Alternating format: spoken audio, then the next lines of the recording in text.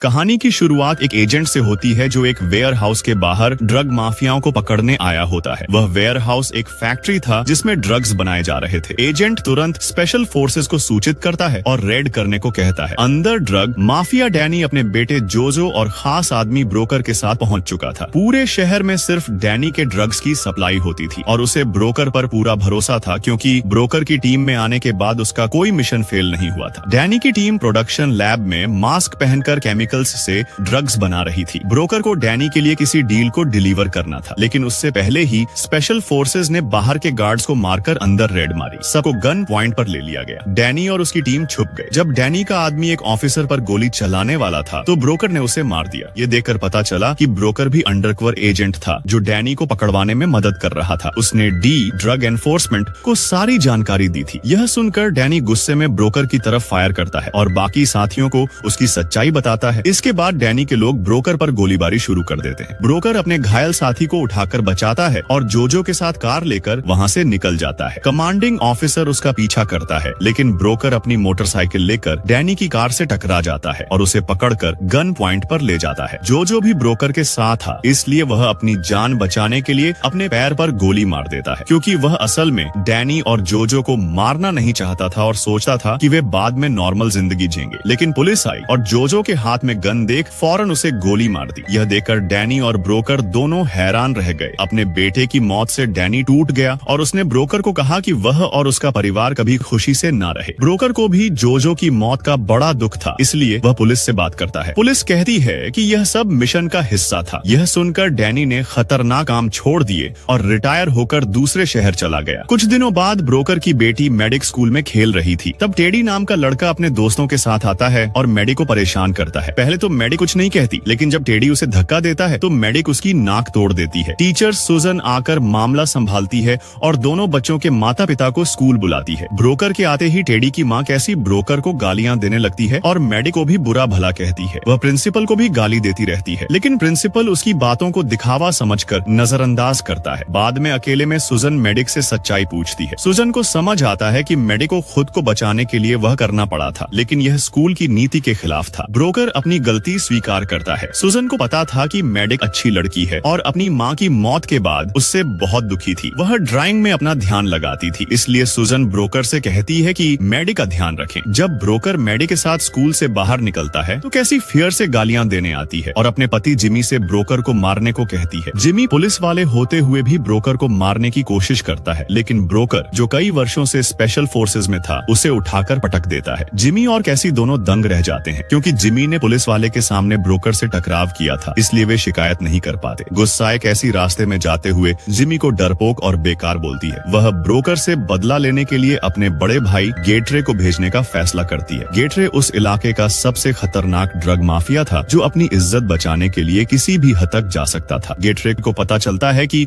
उसके इलाके में कुछ लोग ड्रग्स बनाकर बेच रहे हैं। वह अपने आदमी से कहता है कि वे उन सभी को उठाएं। एक पर वह बुरी तरह हमला करता है, क्योंकि उसे लगता था कि अगर नशेड़ी खुद ड्रग्स बनाने लगे तो कोई उन्हें नहीं खरीदेगा। उसकी धमकी से बाकी लोग डर जाते हैं और फिर ऐसा न करने का वादा करते हैं। रात को ब्रोकर मेडी के पास जाकर उसकी बहादुरी की तारीफ करता है और मेडी भी खुश होती है, लेकिन वह डरती थी कि कहीं ब्रोकर इस वजह से मुसीबत में न आ जाए। ब्रोकर उसे आश्वासन देता है कि यह सब छोटी छोटी मुश्किलें हैं और उसने पहले भी बड़ी चुनौतियों का सामना किया है। कुछ दिनों बाद गेट्रे उसकी माँ के घर पहुँच जाता है और ब्रोकर को मारने की प्लानिंग करता है। गेट्रे सोचता है कि ब्रोकर को सबक सिखाना होगा। वह कैसी को आराम दिलाने के लिए कुछ ड्रग्स भी देता है। बाद कुछ दिनों तक सब सामान्य चलता है। ब्रोकर रोज अपनी बेटी को स्कूल छोड़ता है, फिर काम पर जाता है। शाम को बेटा लेकर हॉर्स राइडिंग करता है। एक दिन वह स्कूल में सुजन से मिलता है और मेडी की पार्टी का इनवाइट देता है। सुजन ब्रोकर को सुझाव देती है कि उसे जिमी और उसके परिवार से माफी मांग लेनी चाहिए ताकि आगे कोई नुकसान न हो। ब्रोकर माफी मांगकर जिमी से मिलता है। जिमी शुरू में डरता है, लेकिन फिर ब्रोकर की माफी स्वीकार कर लेता है। ब्रोकर को लगने लगता है कि जिमी अच्छा इंसान है और जिसने उससे लड़ाई की वह कैसी के प्रेशर की वजह से था। फिर ब्रोकर गैस स्टेशन पर पेट्रोल डालने पहुंचता है। मालिक बिजी होने की वजह से उसे खुद ही तेल भरना पड़ता है। तभी गेट्रे के दो आदमी आते हैं और जानबूझकर उसे परेशान करने लगते हैं। वे उससे झगड़ा करते हैं और धमकाने लगते हैं। पेट्रोल पंप मालिक ब्रोकर को जाने को कहता है, लेकिन ब्रोकर एक आदमी के पेट पर जोरदार मुक्का मारता है और दूसरे को भी बुरी तरह पीटता है। वे आश्चर्यचकित रह जाते हैं। ब्रोकर उनसे उनके बॉस के बारे में पूछता है, लेकिन वे कुछ नहीं नहीं बताते। ब्रोकर फिर चुपचाप वहाँ से चला जाता है। वहीं गेटरे ड्रग्स बनाने में लगा था। एक आदमी उसे ब्रोकर से हुई लड़ाई के बारे में बताता है। गेटरे गुस्से में आता है और तय करता है कि वह खुद जाकर ब्रोकर से बात करेगा। ब्रोकर मैडी को लेकर घर जा रहा था। मैडिक उसके हाथ की चोट के बारे में पूछती है, मगर ब्रोकर उन्हें बहाना देकर बात टाल देता है। तभी पीछे से कोई उसे बात करने को कहता है और वह साइड में चला जाता है। पुलिस ने ब्रोकर को समझाया कि वह नए हैं और उसे लोगों की नजरों में नहीं आना चाहिए। उसने देखा कि ब्रोकर की फाइटिंग स्किल्स बहुत अच्छी हैं। उसे लगने लगा कि ब्रोकर पहले स्पेशल फोर्सेस या फेडरल सरकार के लिए काम करता था।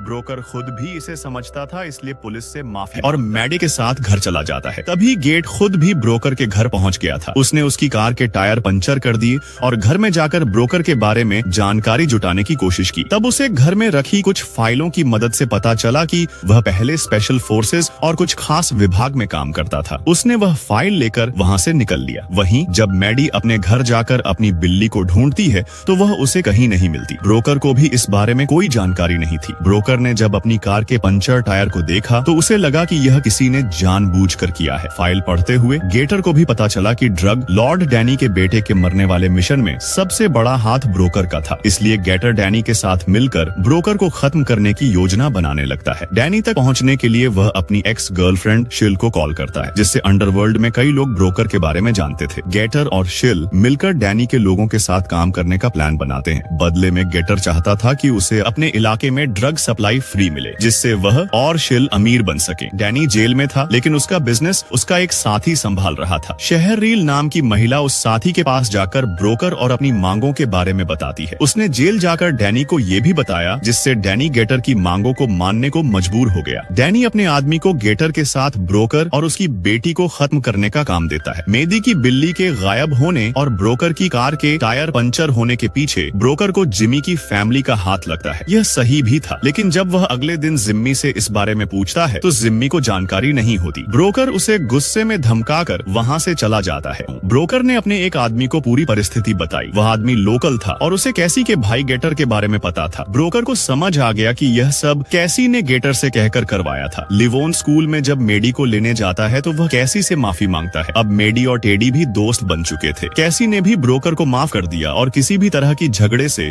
दूर रहने का फैसला किया। कैसी ने मेडी के जन्मदिन पर खूब आनंद मनाया और ब्रोकर मेडी के साथ खुशी खुशी घर वापस आए। गेटर ने इसके बारे में सुना तो कैसी के पास जाकर ब्रोकर से दूर रहने को कहा, क्योंकि वह जल्दी ही ब्रोकर को बड़ा सबक सिखाने वाला था। रात को ब्रोकर के पास उसके एक साथी का फोन आता है, जिसमें उसे पता चलता है कि डैनी कोई गेटर नाम के बंदे के साथ मिलकर ब्रोकर और उसकी बेटी की जान लेने की योजना बना रहा है। वह साथी उसे संभल कर रहने की सलाह देता है। ब्रोकर उस दिन कैसी का पीछा करते हुए एक कैफे में पहुंचता है, जहां कैसी गेटर से मिलने आई होती है। ब्रोकर सीधे गेटर से कह देता है कि अगर लड़ाई करनी है तो केवल उससे ही करे और उसकी बेटी को नुकसान न पहुंचाए। शुरुआत में गेटर मासूम बनने की कोशिश करता है, लेकिन ब्रोकर उसे बताता है कि उसे सब कुछ पता है, जैसे कि गेटर ने उसकी बेटी की बिल्ली चुराई थी और उसकी कार के टायर पंचर किए थे। यह सब कहकर वह गेटर को धमकाते हुए उसके ड्रग प्रोडक्शन वेयरहाउस पहुंच जाता है, जो डैनी के ड्रग लैब जैसा था। वहाँ ब्रोकर कुछ केमिकल्स के सेटअप को उड़ाने की तैयारी करता है। बिल्ली भी वहीं लाई गई थी। ब्रोकर उसे उठाने ही वाला था कि अचानक उसे गन पॉइंट कर दिया जाता है। वह डरता नहीं, गन छीनकर तुरंत उस आदमी को ही मारना शुरू कर देता है। तभी पीछे से गेटर का दूसरा आदमी आता है